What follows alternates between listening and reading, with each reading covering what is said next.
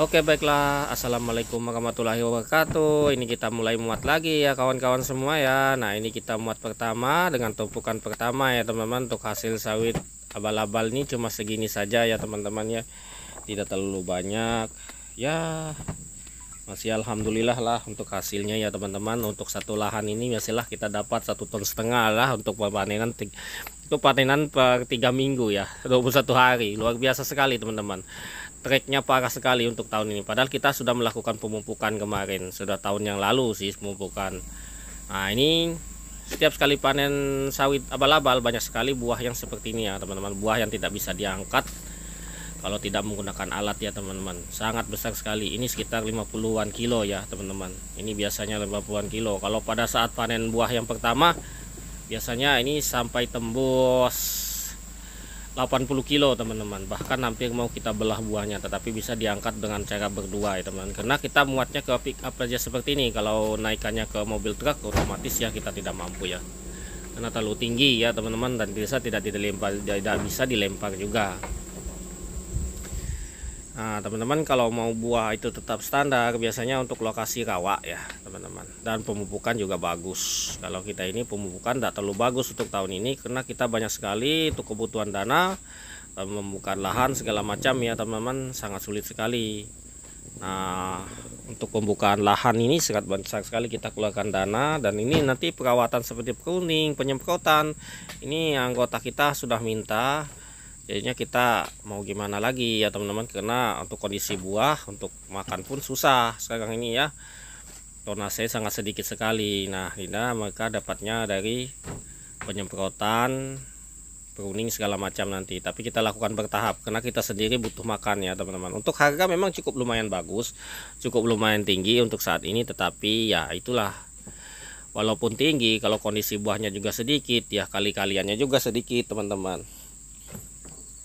Mungkin kalau harga buah itu tembus 3.000 baru terasa teman-teman, terasa hasilnya. Kalau cuma baru 2,5, 2.400 itu masih belum terasa. Dengan kondisi sekarang semua pada mahal. Seperti untuk perawatan sawit saja, jangan kita ngomong kebutuhan pokok ya teman-teman ya, kebutuhan sawit saja seperti pupuk, obat-obatan sekarang itu sangat mahal sekali. Contohnya seperti obat-obatan rumput, bahkan ada yang 350 satu botolnya teman-teman, seperti obat rumput garlon segala macam itu 300 lebih satu botolnya, itu 1 liter. Bayangkan kalau kita beli banyak, tetapi sawit sangat membutuhkan obat rumput, dan kita tidak semerta-merta kita sembarang pilih obat rumput, karena obat rumput ini ya banyak sekali kualitasnya ya teman. Ada bahkan yang tidak bisa mati kalau kita semprot, itu sangat kita rugi.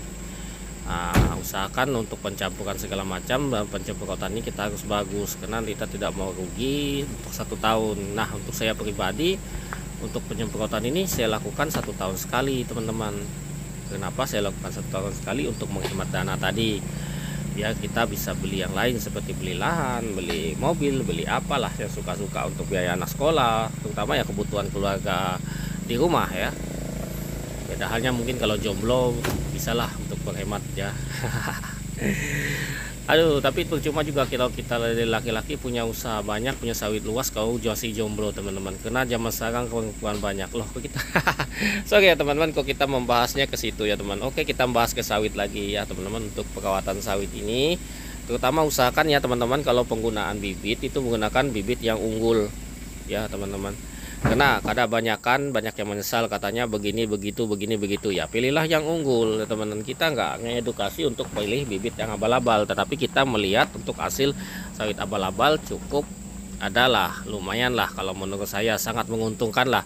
Kalau orang yang ngomong itu rugi ya, yang nggak tahu lagi ya teman-teman, karena sawit itu setiap saya tanam ya berbuah teman-teman, dengan kondisi buahnya yang cukup bagus, sangat mantap teman-teman.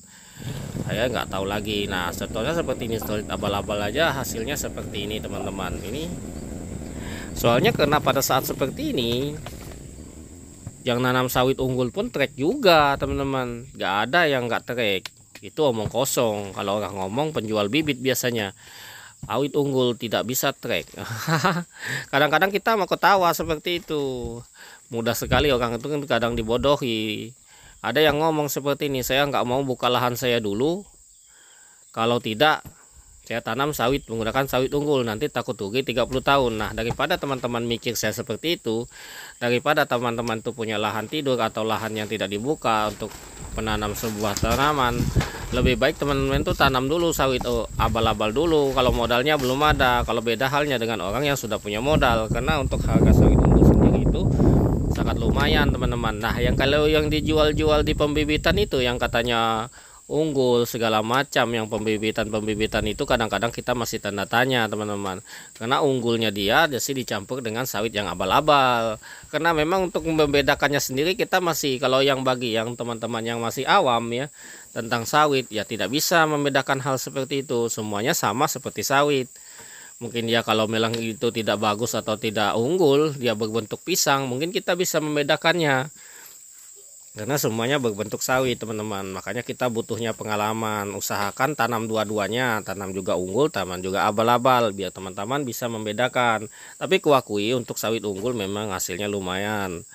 Untuk keunggulannya sendiri sangat banyak sekali. Nah, untuk di pruning sendiri untuk sawit unggul ini dia lebih lunak pelepahnya daripada sawit abal-abal. Kalau sawit abal-abal ini keras, apalagi yang tidak dipupuk. Nah, untuk cangkangnya sendiri tipis ya teman, daging tebal, CPO banyak. Nah, itu yang disukai pabrik. Tetapi untuk berat dia lebih ringan ya, bobot buahnya lebih ringan dan lebih kecil, tidak ada buahnya besar-besar seperti sawit abal-abal. Itu paling mentok, paling berat untuk sawit unggul itu yang pernah kita ketemukan yaitu 25 kilo per janjang ya, berjanjang 25 kilo itu rata-rata. Untuk mayoritasnya, untuk rata-rata untuk per buahnya, untuk standarnya adalah 15 kilo ya.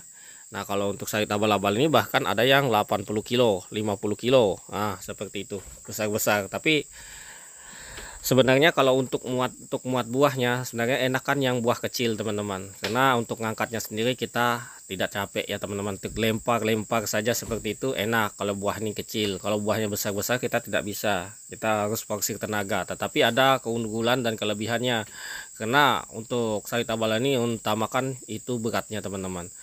Kalau si sawit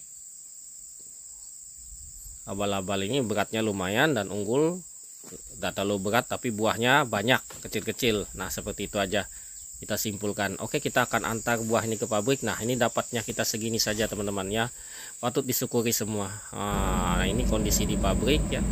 Nah, ini kita udah bongkar. Nah, ini tonase kita. Oke, baiklah. Assalamualaikum warahmatullahi wabarakatuh.